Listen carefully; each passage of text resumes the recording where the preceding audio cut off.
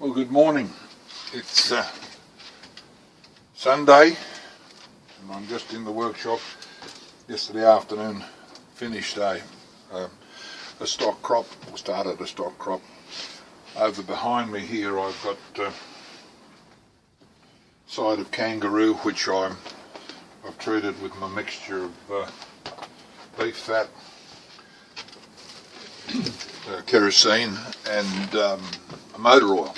It really makes it beautiful and supple, and really, I don't know where the rest of it is, but it was there somewhere. Really makes it beautiful to cut and work, and I think it's the only way to do things. What I wanted to talk to you this morning and show you this morning, here's a stock crop that I've made yesterday afternoon for a lady down in Victoria. It's a present for her. But I wanted to explain, particularly here, where you see you've got to get a lovely transition between the cap here and your plaiting. People cover this with a Turk's head, but I have said before, and they'll put them here either side of that and either side of that and either side of that one and side of that one. And I've said before, my opinion is that everything visually must taper, and I think it looks better if there's no imposition of a Turk's head here or either side of that. You end up with a great bump on it. This is a steel line foundation, and I'll make the stock crop, the thong for that this morning. And I wanted to just mention to you about these mounts. Many years ago, I had, and I have no idea where it is, I don't know. I might have thrown it out, I wouldn't have a clue. See, nothing, it didn't matter years ago. Who was interested in the trade? Nobody. And what you had was, say for instance, you've got this little sleeve here, which is very old. It's a nickel, ooh, wrong end. It's a nickel sleeve for a whip or a buggy whip, and see, it's a different size. Well, many years ago, what you would have is a number on these. You'd have a master one of these, and you'd have a stamp on this. It might have been 1, this one might have been 10.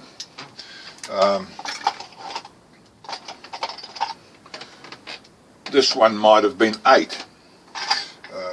And so forth, and depending on what you were going to do, you would decide whether you're going to put a lovely little nickel cap on like that. There's Thomas wandering around. He's a funny cat, that cat. Little cap like that on it, or whether you'd put, whether you'd put sterling silver one on with a nice end that you could put your your initials in, or you'd have a nice one like that, and you could couple that up with a nice sleeve like that. Here are, oh, I got sidetracked. There's a nice horn. I've got a shaft bag full of those to go on. We cut them off there, and they're for riding whips. And here are a woman's buffalo horn one and a man's buffalo horn one. But these are proper buffalo horn, these ones. We got sidetracked. And what you would have on these, you would have numbers on them, and they'd be numbered 1 through to about 12. And you'd take your stock crop or your whip foundation when you'd plaited it, and you'd have your master guides here, and you'd slide them over so that they fitted nicely, and each one of course would be numbered. So what you would do is you'd write down the piece of paper 15, which might be a mount, 9, 7, 5 on that.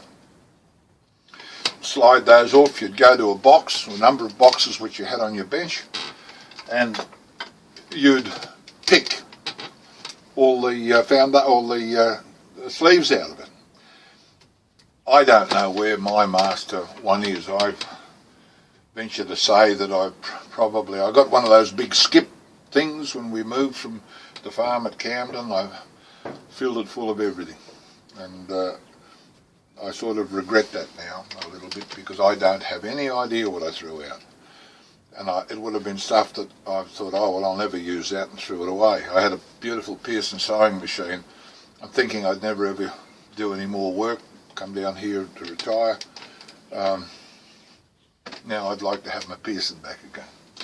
Anyway, what I wanted to just show you was basically that about the mounts.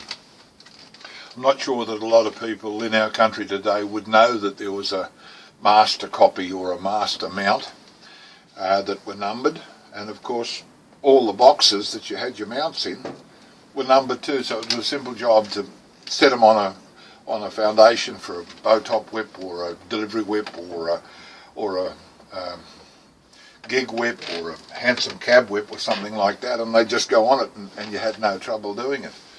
Most of those handsome cab whips and other delivery type whips were made on the baleen out of a whale's mouth. Anyway, that's what I wanted to show you. I'm here equipped with my beautiful mug from my mate Jerry Cox in America and Mountain Horse Stables. Go onto Facebook and have a look at Jerry Cox. He does some amazing and beautiful work, and he's a mate of mine. Go and have a look at him. Do you see how carelessly I do things? Here's a little mount that I have for a bow top whip. I make a little sulky whip for Shetland pony or cob size or horse size bow top whip now, and they've got to be a specific length, and I set them over a whip wheel that I've got here at the top. So that's what I wanted to show you. It's basically what and how the trade was years ago in relation to the setting of mounts. This is just a nice little thing. I've of course got to finish that, and it's steel lined. There's a lump of steel up the end of that, and it'll be folded over and a nice keeper put on that. And what I'll do, I'll post some photos on Facebook today, later on when I finish the thong. I'll be busy right up to Christmas, which I suppose is good. Anyway, that's what I wanted to show you on this Sunday morning, and thank you for watching. It's always a pleasure to show you something new, and it's always a pleasure to try and retain the history that we've got in this wonderful trade. Thanks, see you later. Oh, and have a good Christmas too. See ya.